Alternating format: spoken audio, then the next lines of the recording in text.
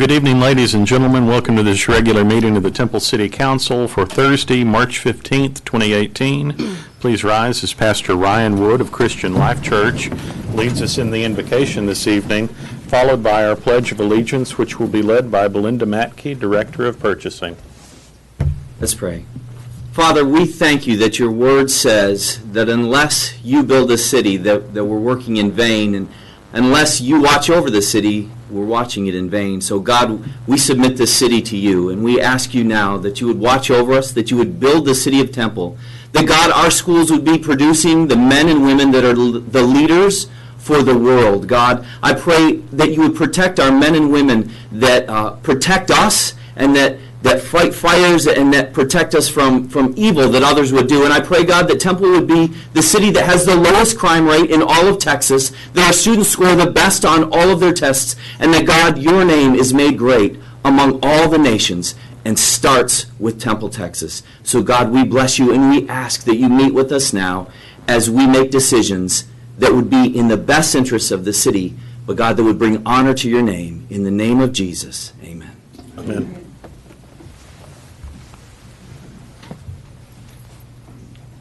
Join me in the pledge. I pledge allegiance to the flag of the United States of America and to the republic for which it stands, one nation under God, indivisible, with liberty and justice for all. Thank you both. Now is the opportunity for public comments. Anyone who signed up prior to this meeting may speak before the council. No discussion or final action will be taken. Please limit comments to 3 minutes. I have Carol Hodge.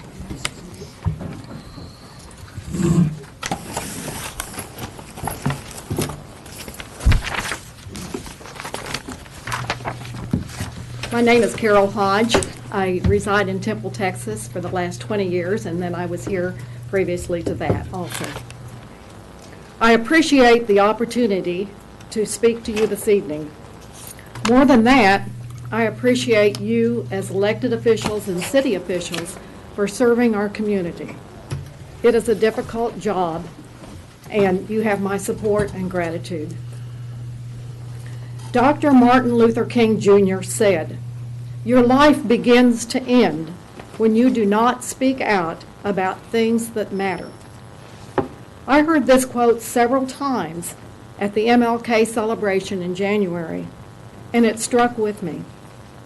Today, I am here to support the Temple Public Library and our fantastic librarians who made the display of LGBT-themed books possible.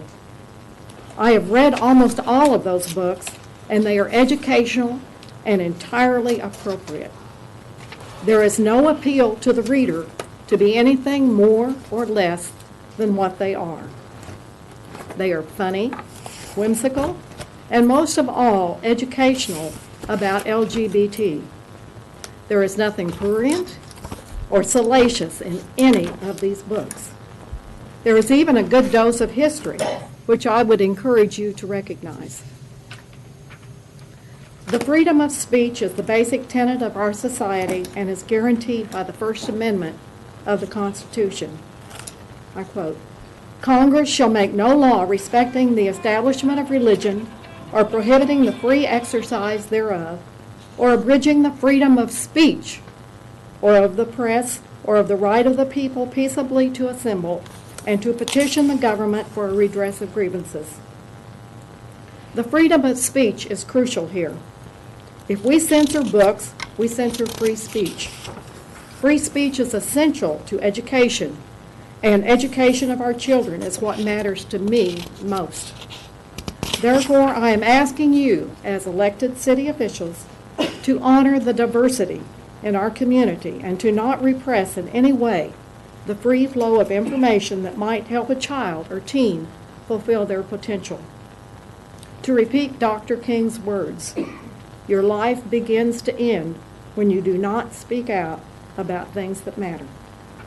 These books matter because these children matter. I stand with the children, the staff of the Temple Public Library, and the LGBT community.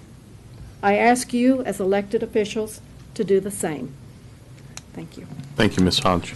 Mr. Alan Lytle.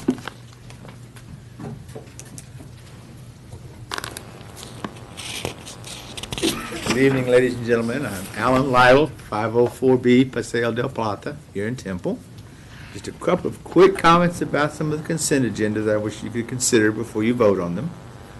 Looking at item E, the reduction of the contract, maintenance contract for all the new HVAC equipment we're going to get. Sounds like a great savings of $90,000 over the next 4 years. It's been my experience, however, that if we install these units tomorrow, that a year and a day from now, at least half of them will break. So please, consider either taking that some or all of or half of that money and putting it towards fixing those units a year and a day from now, or consider keeping the 5-year contract and letting the installers cover the maintenance costs. The other item that I mentioned on there was item I, the Temple Children's Museum. I realize that this museum is not part of the city. It's not owned or run by the city, but it's going to be in a city building and perceived to be part of the city. So I would like to consider having some control, as the previous speaker spoke, over the content and activities of that museum.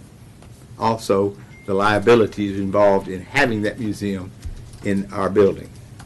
And lastly, I would like the opportunity to be the first one publicly that I'm aware of to congratulate Mr. Davis on his hard-fought campaign and issue my condolences for winning. Thank you. Thank you. Thank you, Mr. Lytle. And Mr. Joe Goodson.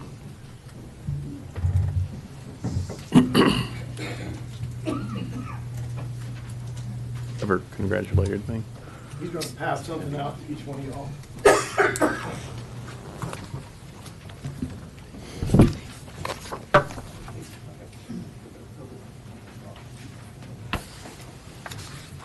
Thank you, sir.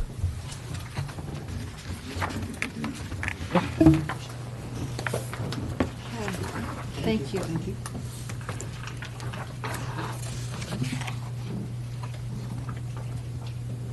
Thank you, Pastor.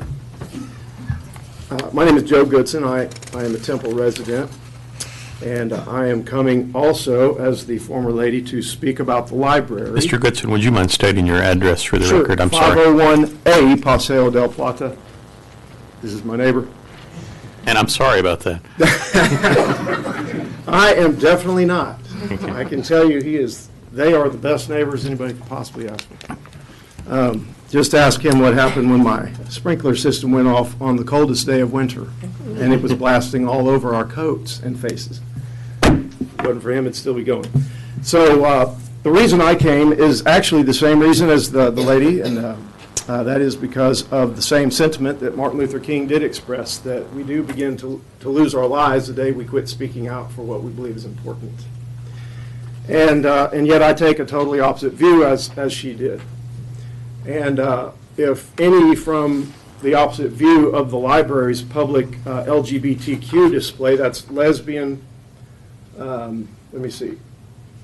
lesbian, gay, bisexual, transgender, and queer/questioning, where my kids and yours frequent, if that isn't indoctrination, I don't know what is. It's a subtle form of it, but we know that that is an agenda that's being pushed all across this nation, and our library decided this year to join with an American Library Association's national push. Well, we are residents of this community, and we believe that not only did not represent, but actually did the very opposite against the values that we are trying to raise our children with.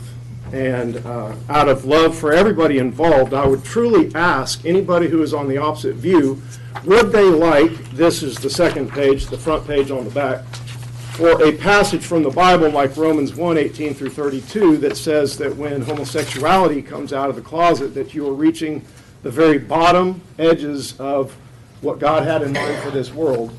Would they like that to be displayed in the library for the children, to send that subtle message about morality and sexuality? And I would say absolutely they would not, which we understand. So what we're doing is not asking the library to advocate for Christianity or the Bible or traditional moral values, or for that matter, the Republican Party's platform on the issues. But we're asking the public library not to advocate for either side, but to remain neutral. We all have emotions and opinions which could be argued till the cows come home. But what we're simply saying is when you go past neutrality into propaganda, into advocacy like the library did, with a display that says, kids, this is normal, kids, you should celebrate this, then you have crossed a line from what the publicly taxpayer-funded library is there to do. And I would just like to ask for the city council members, and thank you for allowing me to speak to you, to please look this over. All it is, it's the petition that 966 local residents signed the day of the last board meeting we presented them. It's what would be tantamount to what the library did, but as a contrary display, if you wanted to make it fair and equal, and if we're talking about equality and tolerance and diversity, then both sides should be displayed, and this is why we included Romans 1. Then you have this letter from the National Coalition Against Censorship. Mr. Goodson, you've got about 30 seconds thank left. you. You bet. A national organization that has all kinds of radical activist groups that are on the sidebar here, such as Planned Parenthood, SICAS, Lambda Legal, others who do such things as what this page divulges, which is they advocate for legalizing prostitution, some of them. They try to push the homosexual agenda on children and sue organizations and businesses and governments that don't comply, etc. On the back of that page, you have evidence from a Facebook page from one of our children's librarians that some within the library are not neutral on this issue. And then we have an article that I wrote for the Conservative Republicans of Texas, not because this is a Republican issue, but because they would publish this, that just kind of gives the score. And if I can get the email addresses of each of you at some point, I would like to send you more links to keep you up to date on what has transpired in national, state, and local I'll need to cut you off just because of time, and I will tell you that our email addresses are on our city website under the council section, so they're easy to find, or with the exception of, I think with the exception of Susan, they're all our initials and I get the, sorry. initials and names at templetex.gov.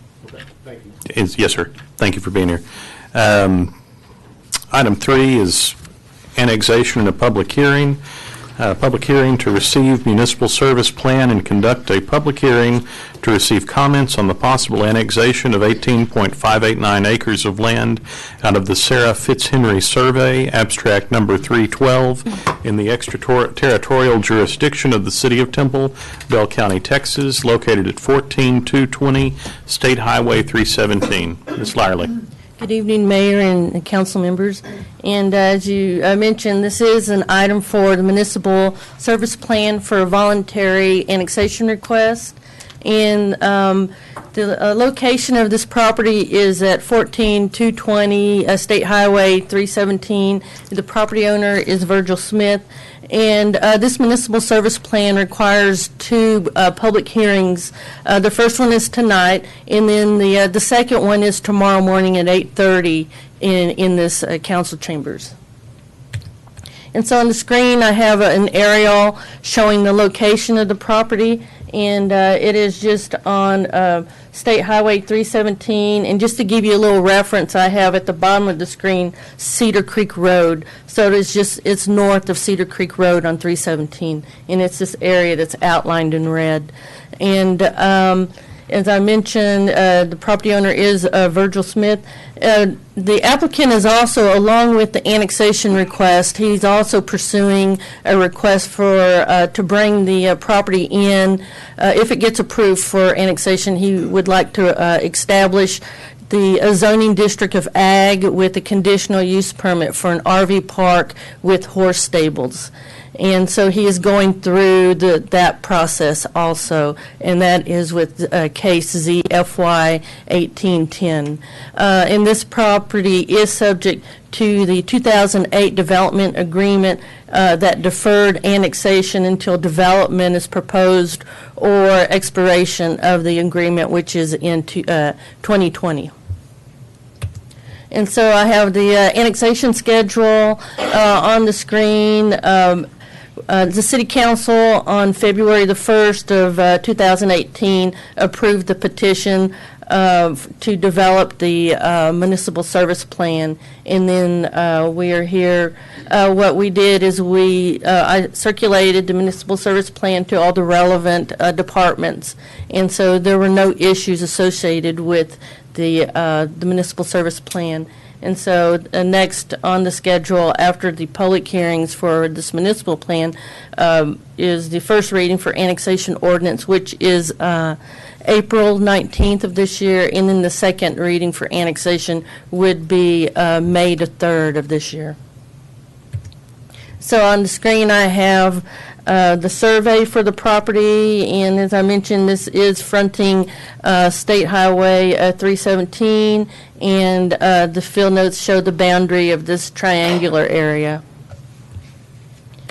And this is just a view of the site plan that has been submitted, that is currently being reviewed through the DRC process for requesting an ag district with the conditional use permit for RV park with horse stables. And so this is scheduled to go to Planning and Zoning Commission on April the 2nd of this year, and then it would be scheduled for City Council on May the 3rd, and then May the 17th for second reading.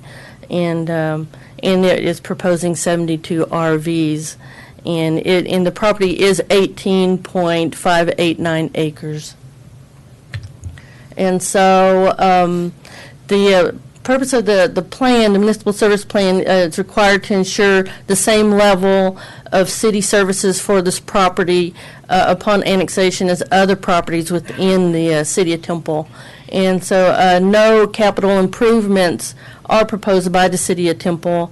And as I mentioned, the service plan was circulated to all relevant departments, and there were no issues with this request. And so that concludes my presentation. If you have any questions, I'd be happy to answer those for you. And the applicant, I believe, is here if you have any questions for him. Great. Thank you, Ms. Lyerly. Council, any questions?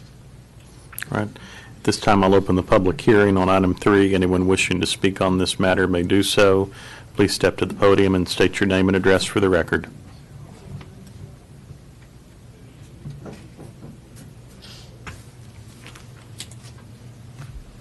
My name is Alan Lytle. I live at 504B Paseo del Plata, Temple.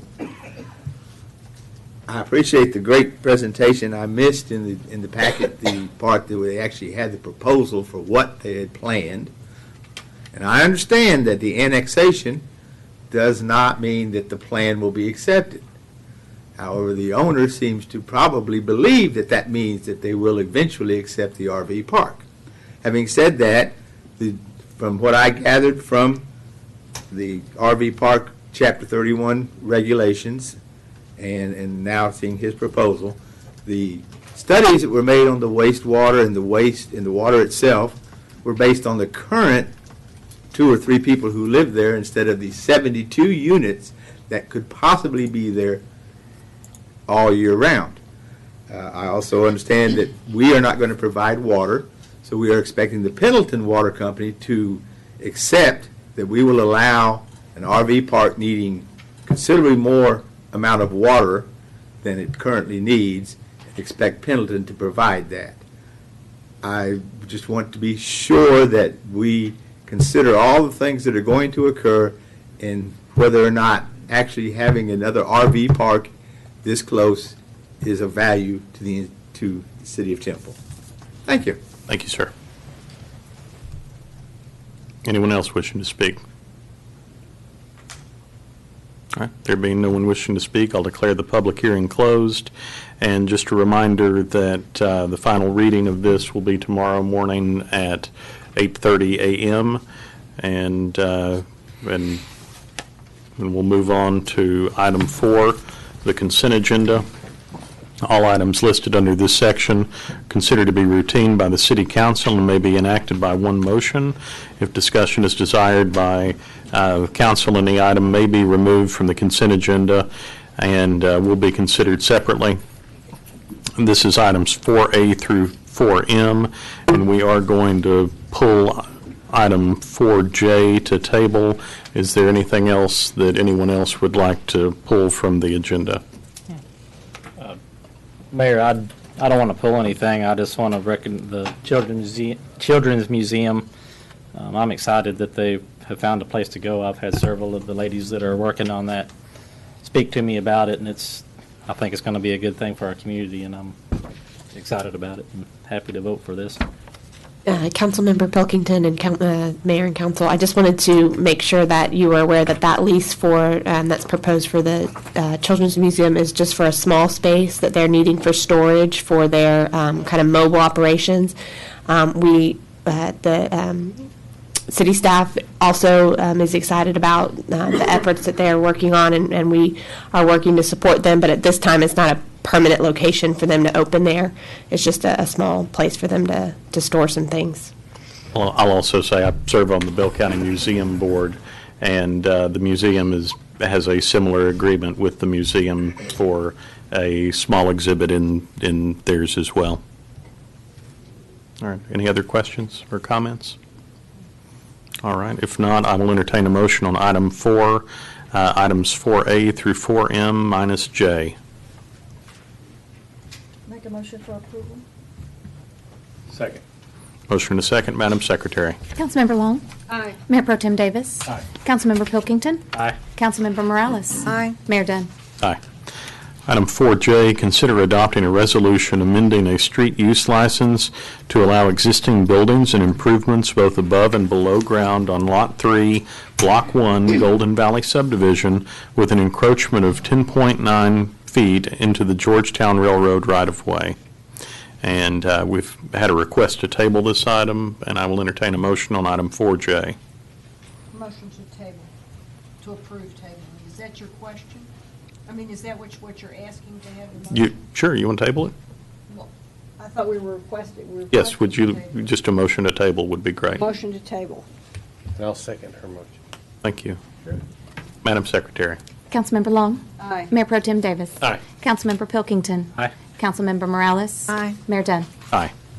Item 5, a resolution. Consider adopting a resolution authorizing a construction contract with Bell Contractors Incorporated of Belton in the amount of $1,728,689.32 for the construction of the Northwest and Northeast Little Elm Creek Trunk Sewer Project. Mr. Bond. Yes, this is the scope of the proposed construction award. This is 2 trunk sewers in the Northwest Industrial Park. The bottom red square on the right is the lift station to which they would connect and drain the sewage to. The other red squares are 3 lift stations that we would be able to abandon with the proposed improvements and avoid those operating costs and just do a more direct gravity collection of the sewer. The OPC was $2.3 million. We had rather good bid participation. We do recommend awarding the low bid in addition to some add alternates which involve inspection and confirmation of sound construction of the infrastructure. We'd like to point out that the EPA has awarded us a grant to fund 55% of the base bid amount.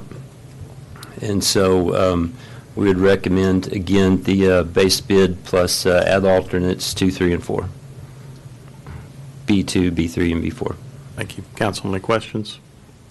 The the EPA grant is for 55% of the 17,700,000? No, the base bid is approximately $42,000 less than that 1.73 million, so it would actually round up to 1.7 million. But it's the EPA grant is not applicable to Part B, 2, 3, and 4, but that's a very small part of the total bid award. Any other questions? All right. If not, I'll entertain a motion on item 5. Motion to approve item 5 is read. Second. Motion to second, Madam Secretary. Councilmember Long? Aye. Mayor Pro Tem Davis? Aye. Councilmember Pilkington? Aye. Councilmember Morales? Aye. Mayor Dunn? Aye. Item 6, consider adopting a resolution authorizing a construction contract with SSP Industries LP of Killeen for construction of the Shallow Ford Lift Station improvements for a lump sum price of $6,100,000. Mr. Bond. Just to take a look at the proposed scope of construction on your left, the small square you see is the existing lift station. The larger proposed lift station is to the right on your screen, and also a small portion of force main to connect the new lift station to where the existing force main begins. The OPC is $7.9 million. We had very good competition and bid participation, and the low bid is $6.1 million. We do recommend award to the low bidder, SSP Industries of Killeen, for $6.1 million.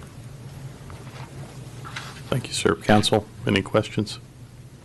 If not, I will entertain a motion on item 6. I move to approve item 6. Second. Motion and a second, Madam Secretary. Councilmember Long? Aye. Mayor Pro Tem Davis? Aye. Councilmember Pilkington? Aye. Councilmember Morales? Aye. Mayor Dunn? Aye. Item 7, consider adopting a resolution pursuant to Government Code 2206.053, finding that a .189 acre right-of-way and a .030 acre permanent easement situated in the George Gibbons Survey Abstract 345, located along Daniels Drive in Temple, Texas, are necessary for the construction of the Bird Creek Interceptor Project, Phase 4, and for converting Daniels Drive from a private to public street and authorizing the use of eminent domain to condemn the property.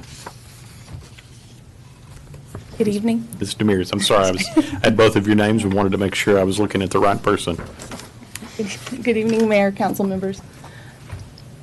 This evening, we are seeking authorization to use eminent domain on a property.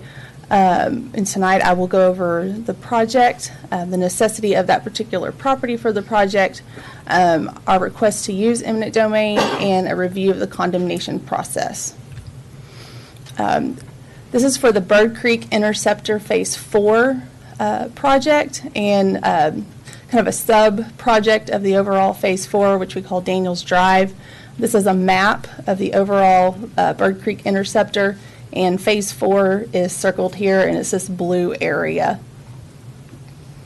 And then here's another map that kind of shows you where Daniels Drive is located in proximity to the Phase 4. And then just to tell you a little bit about this project, the project will reduce sanitary sewer overflows and rehabilitate existing deteriorated infrastructure through the heart of the city. The city's constructed 3 phases of the project. Design of Phase 4 is underway, as well as acquisition of the necessary easement. In Phase 5, easement acquisition and design is complete. In Phase 5, we'll upsize the line through Lions Park, and that will eliminate overflows and terminate at the new Shallow Ford lift station. And a little bit about Daniels Drive. This particular portion includes a realignment of the interceptor beneath Daniels Drive, and that's currently a private street that runs parallel to Bird Creek. And due to significant erosion, the street requires major repairs to ensure its integrity and to protect the welfare of the citizens who live on Daniels Drive. To prevent further erosion and to realign the interceptor beneath the street, it was determined to be in the public interest to acquire right-of-way necessary to convert the private street to a public street. And the city engaged stateside right-of-way services to help us to acquire the needed easements and right-of-way for this section of the project. And we needed easements and right-of-way from 5 property owners, and we have acquired those from 4 property owners. And despite ongoing negotiations, we do not anticipate reaching an agreement with the remaining property owner. And this is a map of Daniels Drive, and this shows the location of the property that we're here about tonight. And this is kind of an overview of the Daniels Drive portion of the project. This line here, kind of in bright green, is the proposed interceptor that will be underground, and it runs, as you can see, kind of underneath Daniels Drive. And then the road will be widened. The area in green is the current Daniels Drive, and then the area between the 2 blue lines will be the new widened Daniels Drive. And the property is 2621 Daniels Drive. We made an offer on January 6, 2017 for 0.8189 acres for a right-of-way and 0.03 acres of a permanent easement. The owner did make a counteroffer. We made a second offer in response, and we were unable to reach an agreement despite negotiations back and forth. We sent a final offer on November 8th, and that offer was not accepted. This particular project does not require relocation. We do not believe that an agreement will be reached with this owner. So in order to meet the construction timetable that's been presented to the public, staff is requesting the authority to use eminent domain for this particular property. As I said previously, a final offer was presented to the owner and was not accepted within the 14 days required by law. Therefore, we will proceed to condemnation if approved by council. This process can take several months, which is why we are seeking the authority to initiate the process immediately. And just a review of the process, a petition for condemnation is filed in the county court at law. The judge will then appoint 3 special commissioners. The special commissioners will hold a hearing to determine the value of the property to be acquired and issue an award. The city can then take possession of the land after the deposit of the award into the registry of the court. And then if the landowner or the city objects to the amount of the award, the case can then proceed to trial. A trial by jury is held to determine just compensation. Council has any questions, I'll be happy to answer those. Thank you, Ms. Demers. Council, any questions? The first time I remember hearing about Daniels Drive and the Bird Creek Interceptor project was then Council Member Janczak going out and visiting with some of the homeowners, which was about 7 years ago. So I know that this has been a long time coming, and I just commend everybody for continuing on this process. Any questions or comments? All right, I'll entertain a motion on item 7, and there is motion language provided.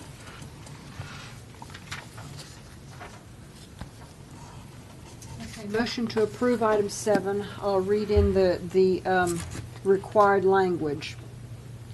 For item 7, I move that the City of Temple approve resolution number 2018-9084-R and authorize the use of the power of eminent domain to acquire fee simple title to a 0.189 acre tract of land and to acquire a 0.030 acre permanent easement on a property located along Daniels Drive in Temple, Texas, more particularly described as being situated in the George Givens Survey, Abstract 345, Bell County, Texas, embracing a portion of a called 0.574 acre tract of land conveyed to Susan Hanson in document number 2011-00044038, official public records of real property, Bell County, Texas, for the conversion of Daniels Drive from a private to public street and the construction of the Bird Creek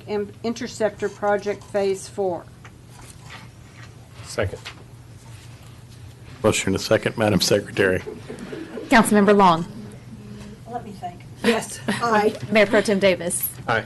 Councilmember Pilkington. Aye. Councilmember Morales. Aye. Mayor Dunn. Aye. Item 8, first reading in a public hearing, consider adopting an ordinance authorizing a renewal of the franchise with Acadian Ambulance Service Incorporated to provide non-emergency ambulance transfer services with the city. Ms. Landeros. Thank you, Mayor and Council. So we do have a request to actually renew a franchise agreement with Acadian Ambulance Service. Acadian currently operates their non-emergency ambulance transfer service under an existing franchise agreement that was approved in 2013. It doesn't actually expire until September 30th of this year, but Acadian has taken the initiative to send in their requests a little bit early, which is good. They have asked for a 5-year renewal of that franchise agreement. If approved by council, that new agreement would not start till October 1 of this year. Chapter 5 is the chapter of our city code that covers ambulance services and requires the issuance of franchises for non-emergency ambulance transfer services. Those types of services are defined as the transportation of patients for non-emergency, previously scheduled medical treatment from a point that originates in the city and terminates in the city. And to operate that type of service within the city, a franchise agreement is required. Council can issue that franchise if you determine that it serves the public interest, and in making that determination, you have to consider the distance from the applicant's permanent address to hospitals and other medical facilities in the city. In addition, the permanent address for the operator has to be in the city limits. The number of ambulances that will be utilized and the hours during the day and the days during the week that they will operate, and evidence of the applicant's previous performance. So Acadian provided the following information: that their permanent address, their permanent station is located at 204 West Calhoun, which is about 3 miles from Baylor Scott and White Hospital. It operates 5 ambulances 24 hours a day, 7 days a week. From the city staff perspective, and Chief Randalls is here if he wants to weigh in as well, I think the city's experience with Acadian has been positive over the past several years when they've had a franchise agreement with the city. Acadian also has to provide evidence that no official of their company has been convicted of a felony or a misdemeanor involving moral turpitude within the last 10 years. They have to provide proof of insurance at certain limits, the description of how many ambulances, their year of manufacture, make, model, and the names of all persons with a financial interest in the company. Those are all requirements in Chapter 5. Acadian has provided that information. And I think based on the city's current and previous experience with Acadian, and they have met the requirements of Chapter 5, staff recommends approval of the renewal of this franchise agreement for another 5 years. I'm happy to answer any questions. Thank you, Ms. Landeros. Council, any questions? Is the renewal that's being requested at the same fees? Yes, sir. Yes. Stated previously? Yes, and We've had issues with that in the past. Yeah, as I was giving this presentation, I realized that I didn't put in anything about the fees. So Tracy can back me up. I think it's 3.5% of their gross receipts. And as far as with Acadian, I think we've always had a good experience with them paying their fees. So, but it would be the same. And as far as the fees that they can, the rates they can charge. That's what we've had an issue with in the past. Yes. Yeah, there's no changes proposed. Right. And as far as we know, they're abiding by the fee schedule, unlike in past experience. Yes, I have no information that would be contradictory to that. Okay. Same here. What? Ditto. Okay. I've not seen anything. Okay. Good. This is, franchises are issued through ordinance, so we'll do the public hearing tonight and second reading at the next meeting. Sorry, I have a head cold, so I'm not communicating as clearly as I hopefully normally do. But no, I don't think that we have any reason to believe that they're not charging based on the ordinance. Okay. Well, 2 years or so ago, we updated those fees Did. to be more in line with what was needed. But prior to us updating those fees, to the city council approving the update of those fees, there was a service or two that was abusing, they were not following the fee schedule. And I don't believe that was Acadian. Right. Yeah, that was another service. Yeah. Okay, good. Any other questions or comments? All right, if not, I'll open the public hearing. Anyone wishing to speak on this matter may do so. Please step to the podium and state your name and address for the record. There being no one wishing to speak, I'll declare the public hearing closed. Council, your pleasure on the first reading of item 8. Make a motion for approval. Second. Motion to second, Madam Secretary. Councilmember Long? Aye. Mayor Pro Tem Davis? Aye. Councilmember Pilkington? Aye. Councilmember Morales? Aye. Mayor Dunn? Aye. Item 9, a first reading and a public hearing. Consider adopting an ordinance authorizing the closure of a section of Avenue C between Avenue B and Main Street and the closure of a section of First Street south of Avenue B. Ms. Landeros. Mayor, so one more. As part of the Santa Fe Market Trail project, that connection between Santa Fe Plaza and the MLK Festival Fields, the Parks Department has asked that the city close a portion of, or sections of Avenue C and First Street to vehicular traffic. So closing the street, it would still be open to pedestrians. We're not abandoning the street, so there's no conveyance of it. It will still be owned by the city. And here's just a map of those sections that would be closed. So you have a portion of First Street that runs north and south in that orange area up to Avenue B, and then Avenue C between Avenue B as it curves down to Main Street. And that area is all part of the Santa Fe Market Trail project. So it is, that's really about it. I'm happy to answer any questions. Council, any questions? Tim? No. I know exactly what's going on. Okay, good. If there are no questions, I will open the public hearing. Anyone wishing to speak on this matter may do so. Please step to the podium and state your name and address for the record. There being no one wishing to speak, I'll declare the public hearing closed. Council, your pleasure on the first reading of item 9. Motion to approve item 9 as presented. Second. Motion to second, Madam Secretary. Councilmember Long? Aye. Mayor Pro Tem Davis? Aye. Councilmember Pilkington? Aye. Councilmember Morales? Aye. Mayor Dunn? Aye. Item 10, a first reading and a public hearing. Consider adopting an ordinance authorizing a rezoning from agricultural district to general retail districts on Lot 1 and Lot 2, Block 5 of South Point Plaza, 2.21 acres located at the north side of Loop 363, approximately 172 feet southeast of its intersection with Dogwood Lane, addressed as 3137 and 3131 Alton Road. Mr. Baker. Thank you, Mayor and City Council. Again, the second reading for this is scheduled for April 5th, and this was before the Planning and Zoning Commission on February 20th. So this is a rezoning of 2.2 acres from agricultural to general retail. With this request, no specific use has been identified and would be available for any of the GR uses, which I'll go over later in the presentation. Again, this property was platted as lots 1 and 2, Block 5 of the South Point Phase 1 subdivision, but was not included when the South Point development was rezoned, as you may recall, a little over a year ago. And just a vicinity map, an aerial map showing kind of the location along the loop and adjacent to South Martin Luther King Drive. And again, the aerial of that same area. In terms of the zoning, the general retail is intended for retail and service uses. This property fronts along Loop 363. It does support the adjacent South Point development and the residential development within that. There's also general retail that's already in place.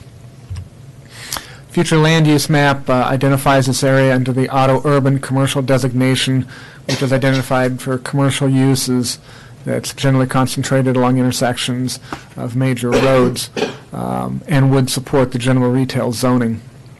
Again, that designation is identified within the red. So both water and sewer are available to the property, and as the adjacent South Point development does develop, as current construction and grading activities are, the utilities within that would be extended and be available more so to this subject property. So just some photographs of the site and the surrounding area. Again, the photograph on the left is looking directly at the subject property, and the photograph on the right is looking toward more of the Alton Drive alignment, which is being used as part of the access to the grading with the adjacent South Point development. And to the west is the existing Conoco station. They also have the GR zoning designation already in place. Looking across the loop is scattered residential uses that are on acreage within the current agricultural zoning. And just an aerial showing the existing conditions of the property. This is prior to the grading activity that's within the adjacent South Point development. The Alton Drive alignment would be along this western boundary, which is currently being graded and being developed as a formalized dedicated right-of-way, which was dedicated with the South Point subdivision plat. So in terms of just the uses, again, the general retail would allow a number of retail and service uses, as well as other uses that are identified within this table. That the table was provided in your staff report and would include a number of either uses permitted by right or those that would require a conditional use permit. And just a comparison between the current agricultural residential standards and the proposed development standards for non-residential uses, which would be anticipated for this property. So where the property borders either agricultural or residential zoned or residentially used property, buffering and screening would be required and would be in the form of landscaping or in the form of a 6 to 8 foot high solid fence. So public notification is part of the rezoning process. 13 notices were sent out, 4 notices in agreement, one of which represented 8 separate properties owned by the applicant, which was returned, and no notices were received in disagreement. So in terms of the criteria that staff uses to review the rezoning, the future land use map, compatibility with surrounding uses and zoning, public facilities, and the thoroughfare plan, the request is compliant. So staff recommends approval of the request from agricultural to general retail. And at the February 20th meeting, the Planning and Zoning Commission voted 7-0 to approve per staff's recommendation. And that concludes my presentation. I'm available should you have any questions. Thank you, Mr. Baker. Council, any questions? This time I'll open the public hearing. Anyone wishing to speak on this matter may do so. Please step to the podium and state your name and address for the record. There being no one wishing to speak, I'll declare the public hearing closed. Council, your pleasure on the first reading of item 10. Motion to approve item 10. Second. Motion and a second, Madam Secretary. Councilmember Long. Aye. Mayor Pro Tem Davis. Aye. Councilmember Pilkington. Aye. Councilmember Morales. Aye. Mayor Dunn. Aye. Ladies and gentlemen, thank you for your attendance. This meeting is adjourned.